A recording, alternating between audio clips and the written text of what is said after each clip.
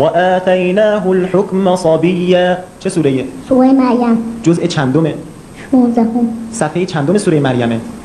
اول. صفحه اول. و آتیناه الحکم صبیا یعنی چه؟ و ما به او دادیم حکم رو در اون زمانی که تو گهواره بود. بله احسنتم. دعوای تشنگی در کجای قرآن اومده؟ دعوای تشنگی. ذالک بانهم لا یصیبهم ظمأ ولا نصب ولا مخمصة فی سبیل الله. ماشاءالله. این بلده طیبه کجا بود؟ شهر طیب.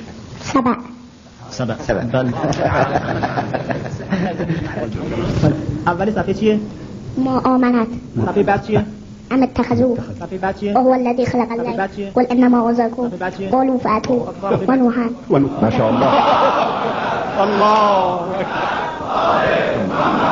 پدرت حالا دعوت کرده یا نکرده؟ انا و عبدی. سوال می‌فرمایند که اگر برادر شما بخواد شما رو احیانا کتک بزنه شما چی کار می‌کنید؟ فمن اعتدى علیکم فاعتدوا علیه. ماشاءالله. اذا تألبت علينا دول الكفر ماذا نعمل؟ اگر دولت‌های مستکبر همه بر ما دور ما جمع میشن و میخوان ما را بزنن ما چه کار کنیم؟ وجزاء سیئة سیئة مثلها. چه لباسی رو دوست دارید؟ ولباس التقوی ذلک. الله اکبر. الله اکبر. بهترین هدیه پدر برای بچه خودش چیه؟ فلولا نفر من كل فرقة منهم طائفة لیتفقهوا فی الدین. پیام شما برای خانواده شهدا چیست؟ چه پیامی دارید برای این پدر بزرگوار و همه ولا تحسبن الذين قتلوا في سبيل الله اموات. نظرت در مورد علما چیست؟ انما يخشى الله من عباد العلماء. ماشاءالله. قال يا بني لا تدخلوا من باب الله. الله اکبر. خداوند متعال در سوره فرقان بنده های خوبشون رو معرفی میکنن و 12 صفت و ویژگی برای اونا ذکر میکنن.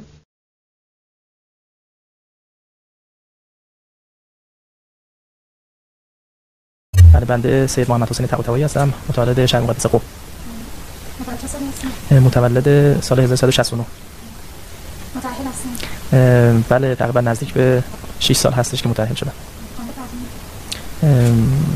خداوند به بنده دو فرزند عنایت کرده. اولی دختر هست که 3 سالش هست و دومی هم که پسر هست 1 سال و 4 ماه. بنده در کنار تحصیل در حوزه علمی قم در مؤسسه جامعه القرآن الکریم و اهل البیت علیهم السلام مشغول هستم.